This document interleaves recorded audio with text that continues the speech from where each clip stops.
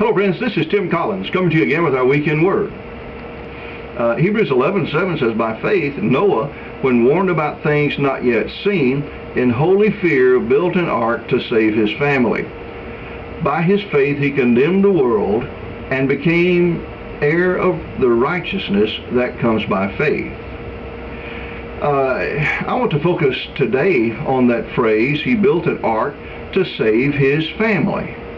You have to understand, Noah preached for over 100 years and only 8 people were saved. 8 people in 100 years.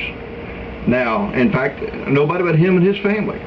I'm a pioneer pastor's kid. I remember those cold winter days when we would get to the church early. My dad, mom, my brothers, we'd light the heaters, get everything warmed up, and then nobody would show up. We'd have church with just our family. I want to make 2 points about that.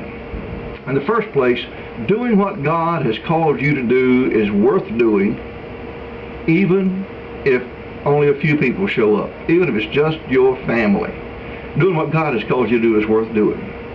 If I preach my entire life and only my family has gotten saved, it's worth doing. It's worth doing. And I talk to pastors. This, I guess, may be directed to somewhat at preachers, because I talk to pastors all the time that they quit having Sunday night services because nobody shows up. We don't have revivals through the week because nobody shows up. And the truth is, maybe 10% of their congregation might show up, but it's worth doing. If one person is changed, it's worth doing what God has called you to do. The other thing I want to point out is when you obey God, the results are not your problem. All Noah was called to do was obey God, to build the ark.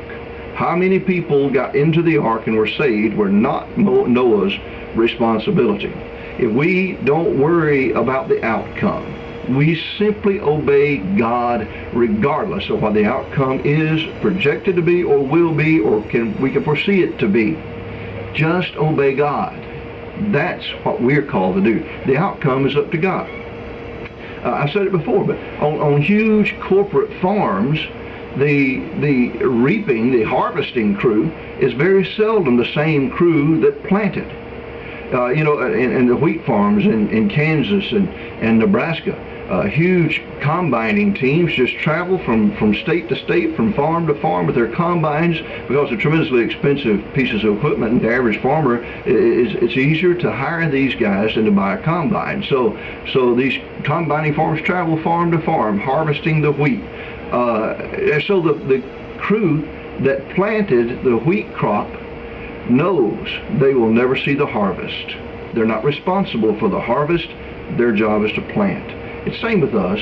Our job is to simply obey God, do what God has called us to do. The outcome is up to Him. When God says plant, plant.